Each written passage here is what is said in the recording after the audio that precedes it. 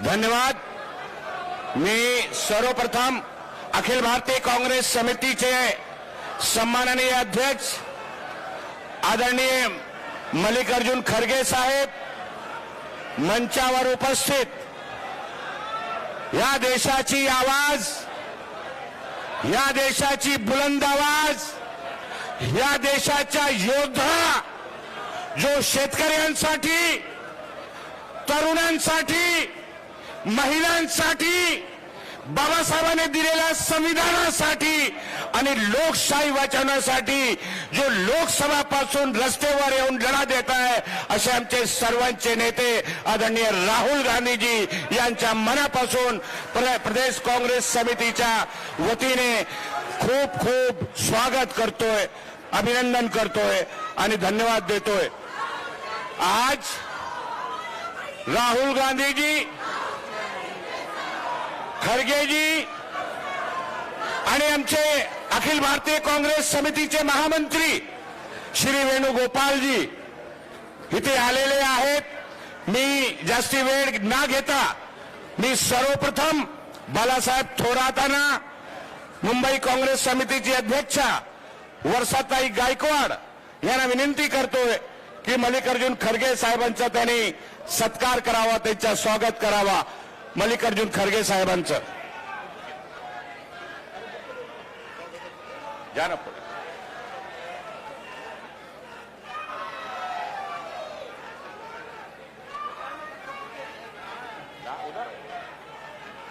अरे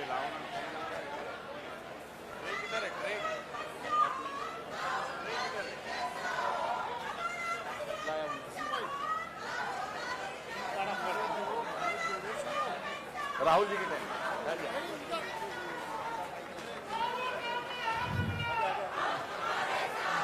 जल्दी बुलाओ।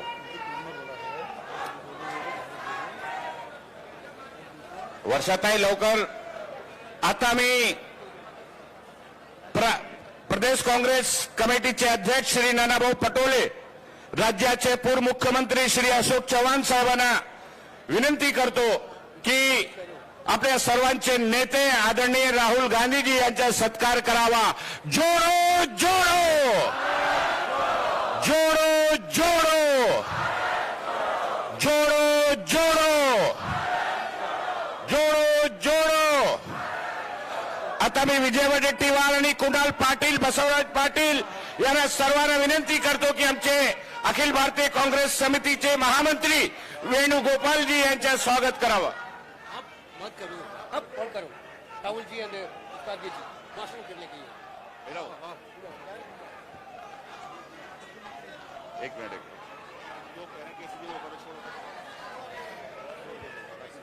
मैं सबसे पहले अखिल भारतीय कांग्रेस समिति के अध्यक्ष आदरणीय मल्लिकार्जुन खरगे जी से निवेदन करता हूं कि वो हम सबको संबोधित करें। नहीं बोल रहे हैं, कट कर दिया।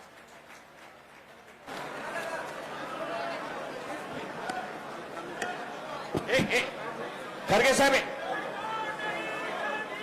क्या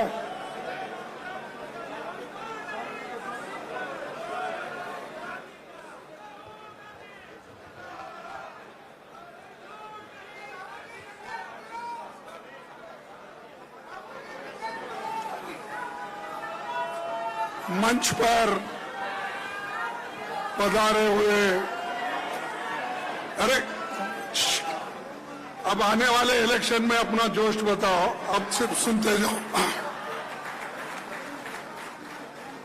हमारे प्रिय नेता, युवकों के और इस देश के गरीबों के नेता श्री राहुल गांधी जी,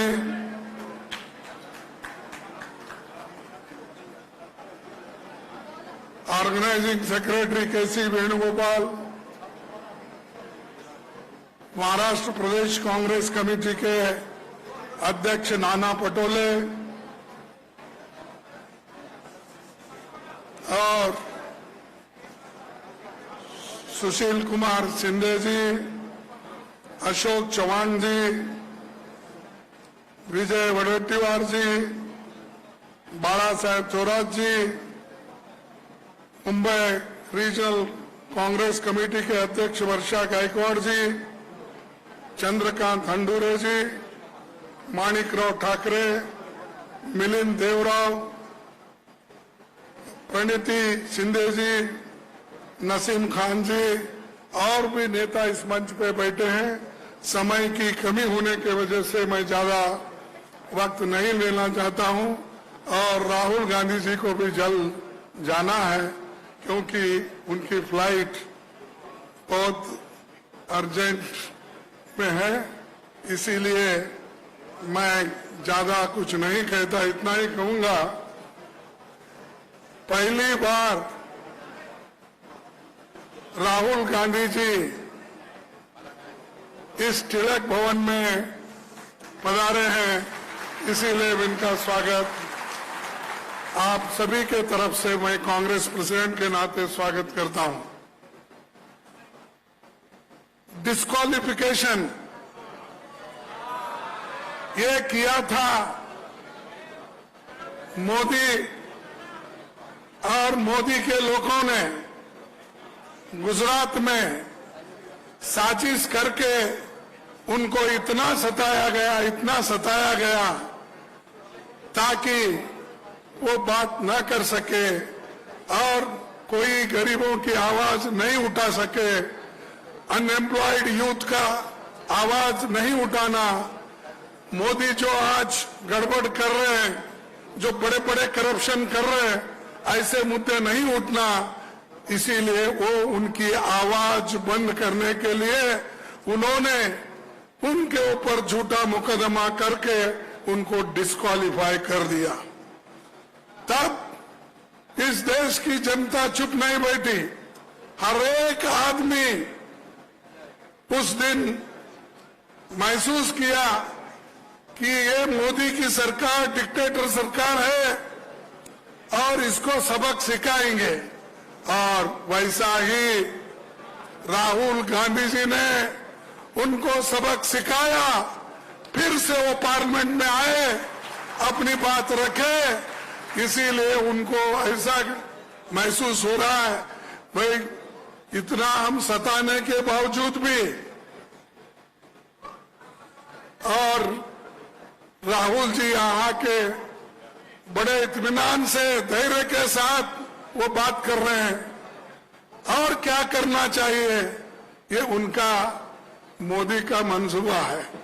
लेकिन एक मंत्र राहुल जी ने पहले ही दिया था, इससे पहले जब पार्लियामेंट चल रही थी तो 2 साल पहले उन्होंने कहा था डरो मत और आप डरेंगे तो मरेंगे, इसीलिए डरना नहीं, हमको लड़ना है, आगे बढ़ना है और जोड़ो भारत जोड़ो और देश को जुड़ाना है और इंडिया को वापस फिर पावर में लाना है और फिर हमको हमारे जो गरीबों के मुद्दे हैं, अनएम्प्लॉयड है, युवक है, उनके सबके मुद्दों को छुड़ाना है।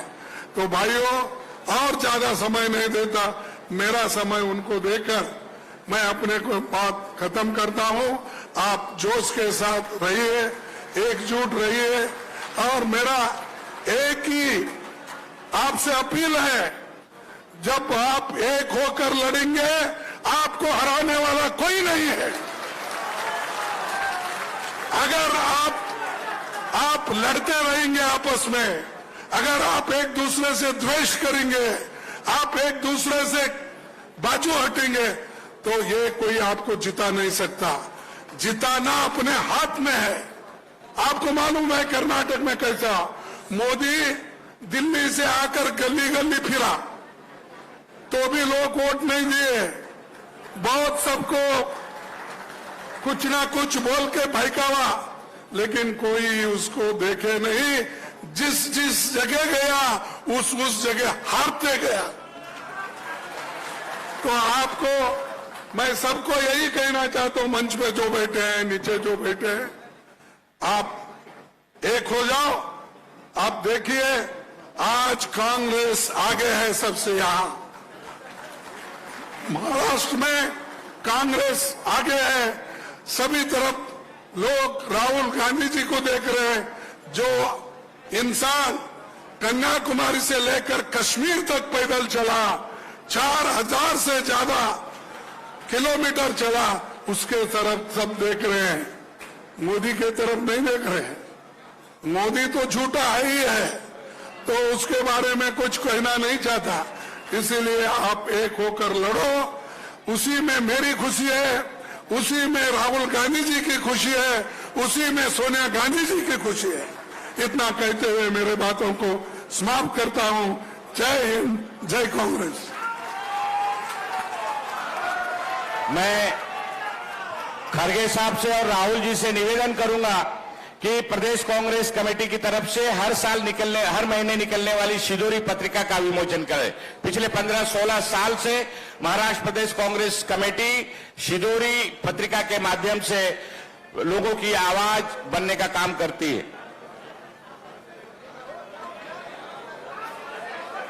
तुम्ही वर या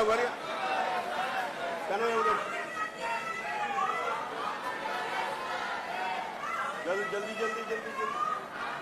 एक मिनट जाओ जरा मांग जाओ जल्दी जाओ आगे जाओ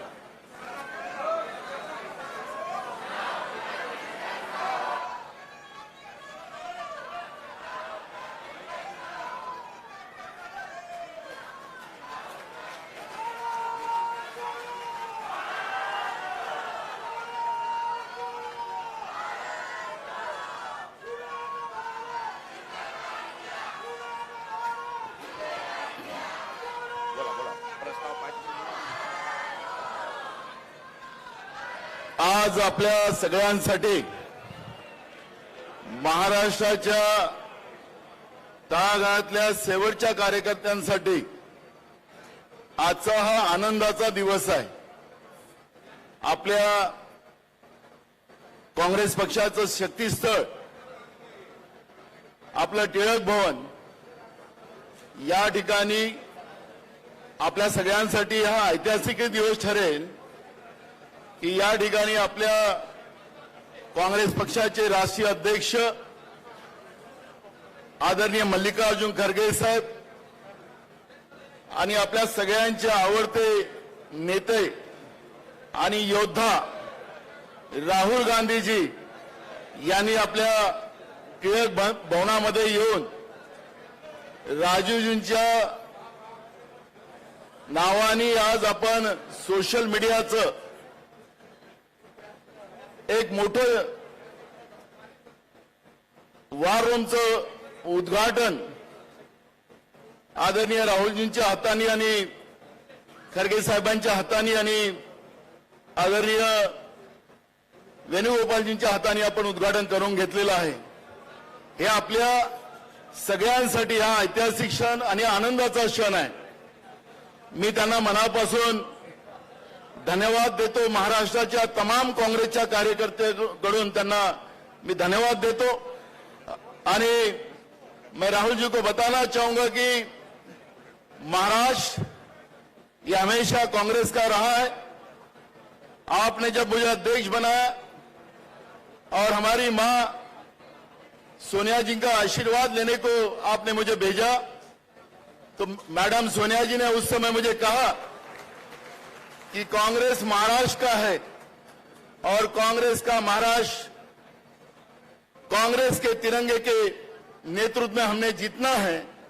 तो हमने कहा मां हमें आशीर्वाद रखो, पूरे महाराष्ट्र की जनता कांग्रेस के साथ है। शाहू फुले अंबेडकर विचारधारा ये हमेशा महाराष्ट्र में रही है और हम पुनः कांग्रेस को यहां में सत्ता में लाएंगे। महाराष्ट्र के मंत्रालय में कांग्रेस का तिरंगा फहराएंगे और वो बात आप सब लोगों के मेहनत से आज हम लोग सफलता प्राप्त करते जा रहे हैं।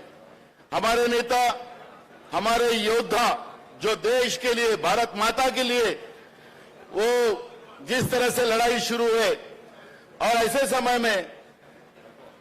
समय में आज राहुल जी हमारे साथ जो जिस तरह से लड़ रहे हैं, देश के लिए लड़ रहे हैं, और उनका भी सत्कार हम लोगों ने यहां पे किया है। जब वो भारत जोड़ो यात्रा शुरू हुई, भारत जोड़ो यात्रा के बाद में हमारे राज्य में जो चुनाव हुए, उस सभी चुनाव में कांग्रेस जीती और महाराष्ट्र की 1 नंबर पार्टी बनने का योगदान आपके सबके भरोसे पे हुआ है। मैं पुनः राहुल जी का धन्यवाद करता हूं और मैं उनको निमंत्रित करता हूं कि हम सब कार्यकर्ताओं को आपका मार्गदर्शन आप दे। मैं ऐसी विनती करता हूं और मेरे 2 शब्द पूरे करता हूं। धन्यवाद।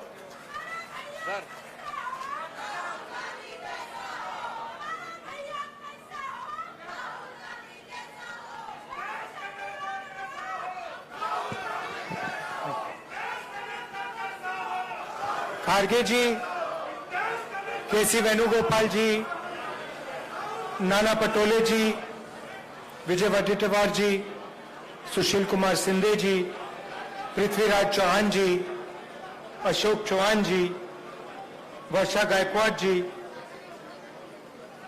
स्टेज पे बैठे सीनियर नेता, एमएलएज, पार्टी के प्यारे कार्यकर्ता, आप सबका यहां बहुत बहुत स्वागत, नमस्कार।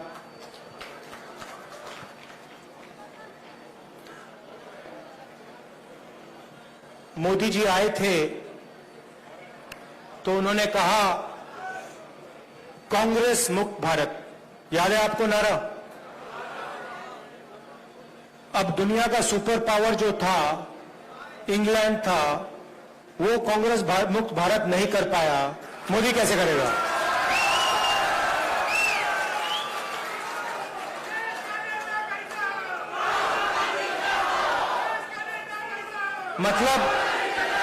मतलब जो दुनिया का सुपर पावर था, जो आज अमेरिका है, उस समय इंग्लैंड था, वो कांग्रेस को मिटा नहीं पाया, उल्टा कांग्रेस ने उसको मिटा के बाहर भगा दिया। और मोदी जी सोचते हैं कि उनका और अदानी जी का रिश्ता कांग्रेस को मिटा देगा। मतलब सोचते हैं कि अदानी जी का पैसा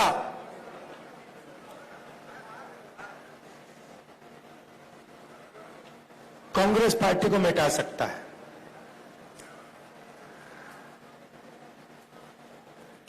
आपने देखा होगा कल 2 दुनिया के सबसे बड़े फाइनेंशियल न्यूज़पेपर्स ने कहानी लिखी। शर्म की बात है, कहानी में लिखा था $1 बिलियन हिंदुस्तान से अलग अलग देशों में गया, वहां से वापस आया। अखबार में लिखा था कि मोदी जी का अदानी जी के साथ बहुत करीब रिश्ता है, पुराना रिश्ता है। पूरा देश समझ रहा है, सिस्टम बहुत सिंपल है। पैसा इधर से जाता है, अदानी जी की शेयर प्राइस बढ़ाई जाती है, पैसा वापस आता है और उसी पैसे से अदानी जी हिंदुस्तान का इंफ्रास्ट्रक्चर, हिंदुस्तान के एयरपोर्ट्स, मुंबई का एयरपोर्ट, अब यहां पे सोच रहे हैं, पता नहीं कौन सा सपना देख रहे हैं कि यहां आके धारावी में तमाशा करेंगे। देखिए, मतलब इनको धारावी क्या है, धारावी के लोग कैसे हैं, इनको ये अभी तक समझ नहीं आई बात। ये थोड़ी देर में कांग्रेस पार्टी इनको समझा देगी कि धारावी है क्या। जो सच्चा हिंदुस्तान है, जो जमीन का हिंदुस्तान है, जो गरीबों का हिंदुस्तान है, ये सोचते हैं उसको मिटाया जा सकता है। नहीं मिटाया जा सकता, गलत फहमी में है। थोड़ी सी मैं आपकी भी बात करना चाहता हूं। लोग कहते हैं, मीडिया में कहते थे कि देखिए कांग्रेस पार्टी में कोई दम नहीं है। अगर कांग्रेस पार्टी में दम नहीं है तो कर्नाटक में बीजेपी की पिटाई किसने की?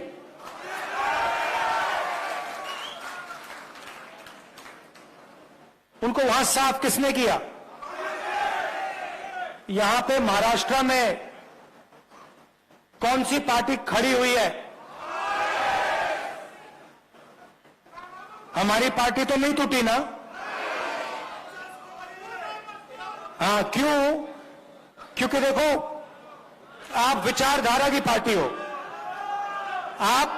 मैं आपको बताता हूं, आप विचारधारा की पार्टी हो। विचारधारा की पार्टी में और दूसरी पार्टी में क्या फर्क होता है? अगर हमने आप में से खून निकाला, आपके हाथ में से निकाला, आप में से निकाला, तो उस खून का टेस्ट करेंगे हम, तो उसमें डीएनए एक ही मिलेगा। और वो किसी से डरता नहीं है, वो घबराता नहीं है। उसको 2-3 लाठी मारो, वो कहता है भैया और मारो मुझे।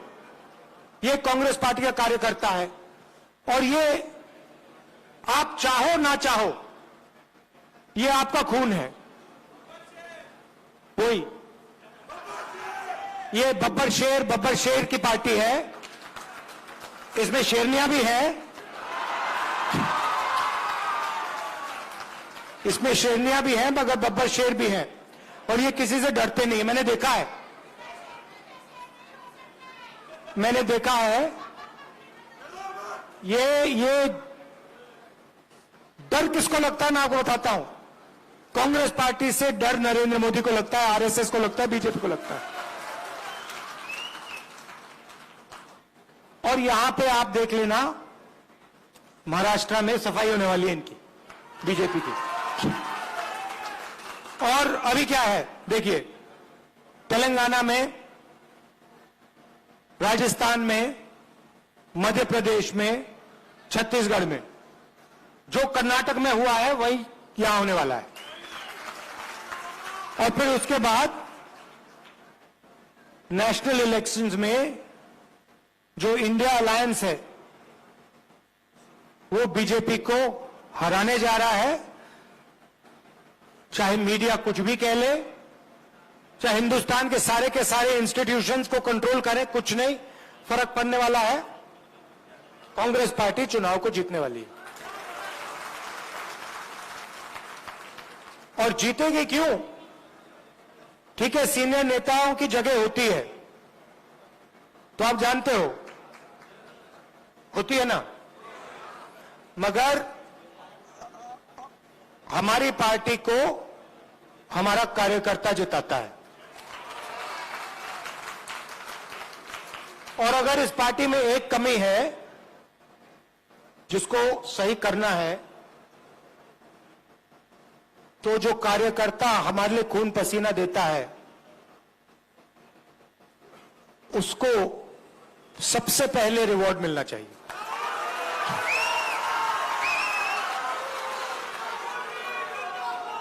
और ये देखिए, ये हमारे बीच में जो रिश्ता है, कांग्रेस कार्यकर्ता है, हमारे नेता हैं, मैं हूं, खारगे जी हैं, हमारा रिश्ता दूसरा है। बीजेपी का रिश्ता दूसरा है, आरएसएस का रिश्ता दूसरा है। हमारा जो रिश्ता है प्यार का, मोहब्बत का, पारिवारिक रिश्ता है। और हम नफरत के साथ, हिंसा के साथ काम नहीं करते। हम अपने दुश्मन के घर में जाके, उनके घर में जाके, उनके नफरत के बाजार के अंदर हम मोहब्बत की दुकान खोल देते हैं। और ये हमारा तरीका है, ये हमारा तरीका है। आप देखिए, कभी मौका मिलेगा, कांग्रेस पार्टी को पार्लियामेंट में तो दिखाते नहीं है, आपने देखा होगा, मगर अगर एक झलक दिख जाए, मौका मिल जाए, एक सेकंड के लिए वो दिखा दें, तो आप देखना हमारे पार्टी वाले जो होते हैं वो मुस्कुराते हैं, हंसी मजाक करते हैं। आप देखना, पार्लियामेंट में देखना। और जो बीजेपी आरएसएस वाले होते हैं वो नरेंद्र मोदी जी ऐसे बैठते हैं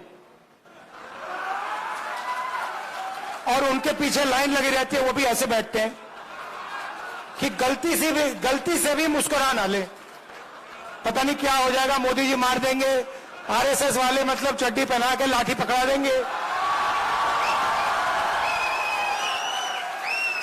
मतलब उनको जिंदगी जीना नहीं आता, वो सब घर से भाग जाते हैं। मैंने एक दिन अपने कार्यकर्ताओं से पूछा, देखिए आप में से 100-200 लोग थे, मैंने उनसे पूछा, भैया एक बात बताओ, आप में से कितने लोग घर छोड़ के भागे? मैंने पूछा, 110-120 लोग थे, एक लड़के ने हाथ उठाया। मैंने कहा, अच्छा एक बात बता, भागा था मगर वापस आया? कहता है हां। मैंने कहा क्यों? पापा और मां, मेरे पापा और मां मुझसे प्यार करते हैं, मुझे दर्द हुआ इसलिए मैं वापस गया। अब आप एक काम कीजिए, किसी भी आरएसएस के कार्यकर्ता से पूछ लीजिए, 100 का ग्रुप होगा तो उससे पूछ लीजिए, भैया आप एक बात बताओ, आप में से कितने लोग घर छोड़ के भागे? सारे हाथ उठा देंगे, तो ये सब भागे। फिर पूछना, भैया वापस कितने गए? एक हाथ नहीं उठाएगा। क्यों? क्योंकि इनको पहले से नफरत इनके दिल में डाली जाती है। हमारे दिल में दूसरे लोगों के लिए मोहब्बत है, प्यार है, इज्जत है, रिस्पेक्ट है, उनके दिल में नफरत है। अब बड़ी मुसीबत है, अब हम कुछ कर नहीं सकते। अब अगर नफरत को मिटाना हो, जैसे मान लीजिए आपके दिल में नफरत है, मैं उसको नफरत से मिटा सकता हूं क्या? सवाल नहीं उठता। मैं मतलब 100 साल लगा दूं, अगर इनके दिल में नफरत है, ये मुझसे नफरत करते हैं, मैं इनसे नफरत करूंगा, नफरत कभी नहीं मिटेगी। मगर अगर इनके दिल में नफरत है और मैं इनके पास चला गया, मैं गले मिल गया, कहा भैया बात क्या है, इतने गुस्से में क्यों हो, नफरत क्यों है, थोड़ा सा प्यार दिखा दिया, नफरत मिट जाएगी। सही बात है ना? तो उनका काम नफरत करने का है, हमारा काम मोहब्बत करने का है। उनसे भी, उनको भी नहीं छोड़ना। मतलब हमारे यहां पे तो मतलब मोहब्बत की दुकान खुली हुई है, सुपरमार्केट खुला हुआ है यहां पे, मगर हमें उनके बाजार के अंदर घुसना है, उनके घरों में जाना है और उनके घरों के अंदर मोहब्बत की दुकान खोलनी है। यह आपका काम है, प्यार से। मुझे बहुत अच्छा लगता है आपसे यहां मौका मिला है बात करने का, बहुत अच्छा लगता है। मुझे ऐसे लगता है कि मैं अपने घर में बैठा हूं, जैसे मैं मां से, प्रियंका से बात करता हूं, वैसा ही लग रहा है कि देखो मैं घर आया हूं, परिवार से बात कर रहा हूं। और आप लोगों के बिना, मैं बता देता हूं, आप लोगों के बिना ये पार्टी नहीं चल सकती। आपके ड्रामे भी होते हैं, वो भी मैं जानता हूं। हर परिवार में कोई रूठ जाता है, गुस्सा हो जाता है, ड्रामा कर लेता है, वो हमारा सिस्टम है, थोड़ा थोड़ा ड्रामा चलता है हमारा, कोई बड़ी बात नहीं है। कोई उदास हो जाता है, कोई गुस्सा हो जाता है, वो हमारा सिस्टम है। मगर चुनाव के समय मिलकर काम करना है, ठीक है? और जब भी आप चाहो, मुंबई मुझे बहुत अच्छी लगती है, महाराष्ट्र बहुत अच्छा लगता है, ये कांग्रेस पार्टी का, जब मैं भारत जोड़ो यात्रा में चला मुझे बात समझ आ गई। जैसे जो एटम होता है ना, उसमें न्यूक्लियस जो होता है ना, न्यूक्लियस सुना आप, न्यूक्लियस, ये महाराष्ट्र जो है कांग्रेस पार्टी का न्यूक्लियस है, यहां से शुरू हुई है। तो अगर इसको मजबूत बनाना है तो ये यहीं से होगा। आप सबका दिल से बहुत बहुत धन्यवाद। Thank you. जय हिंद।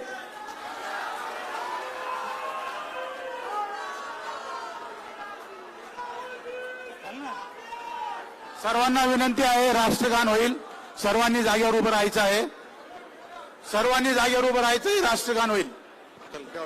परेड सावधान, राष्ट्रगान।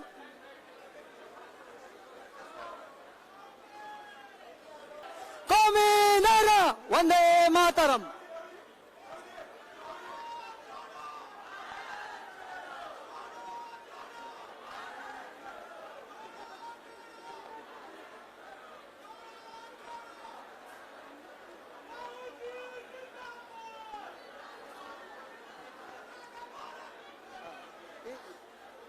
दे दिया।